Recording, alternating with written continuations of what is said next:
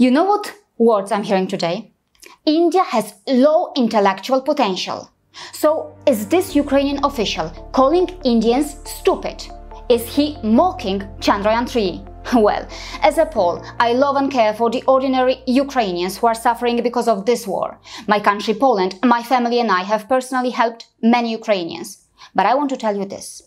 Please, be very careful when you use any words against India and Indians.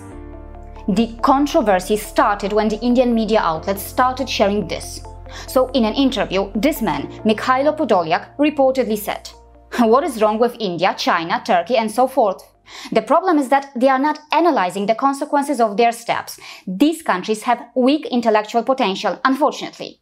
Yes, they invest in science. Yes, India has launched a lunar rover presently and is now tracking on the surface of the moon, but that does not indicate that this country fully comprehends what the modern world is about." And after this, as reported here, the Ukraine embassy responded. These are personal thoughts of Mykhailo Podolyak.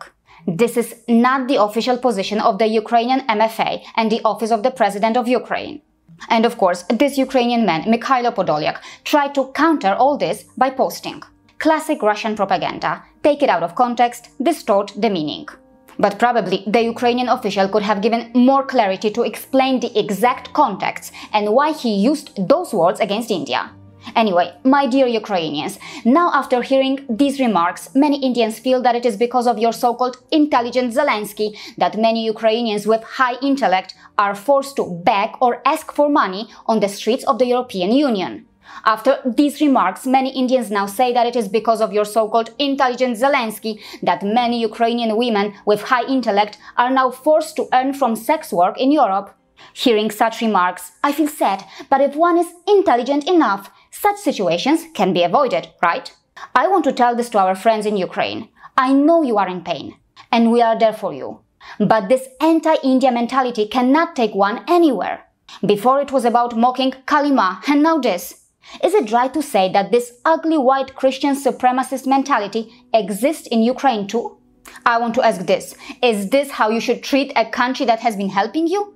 Your intelligent president has personally thanked India for that. Have you forgotten that?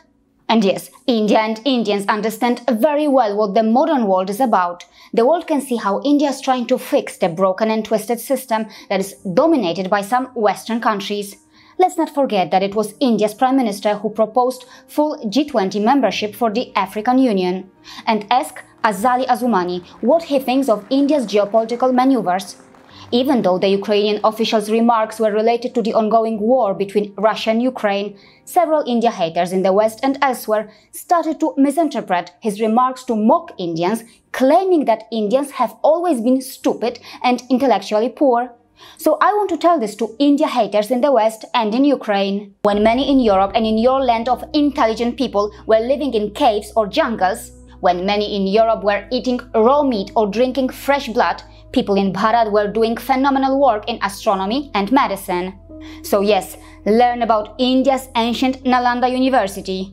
Learn about the University of Ancient Taxila. Learn about India's Vikramshila.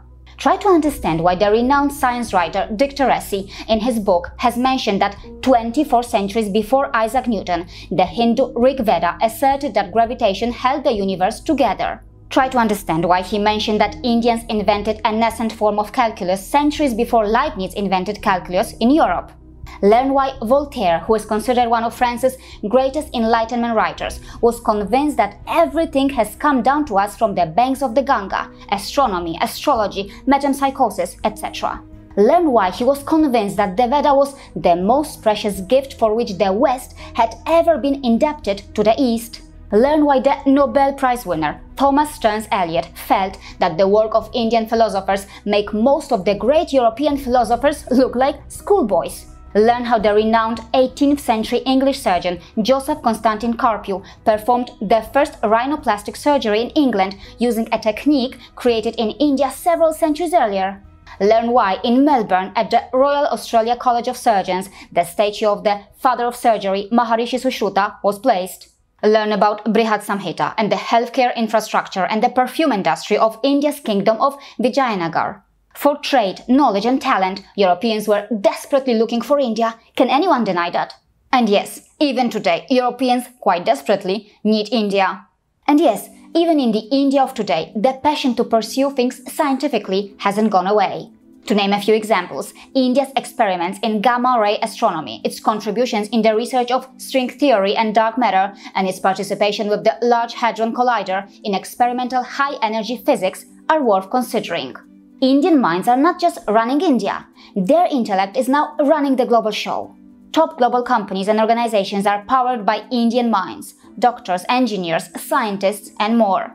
The world, especially the Western world, desperately needs Indian talent. A sensible person can't deny that. Even today, after centuries of blood and torture from which our Europe prospered, Mother India or Ma Bharti is still ready to offer you her warmth, love and protection. But please, do not abuse her more. In a way, it doesn't matter whether all this is just Russian propaganda or just Ukrainian officials' real thoughts. What matters more is that the world should be grateful to India and Indians for their intellectual heritage and their unparalleled intellectual contribution to humanity. See you again.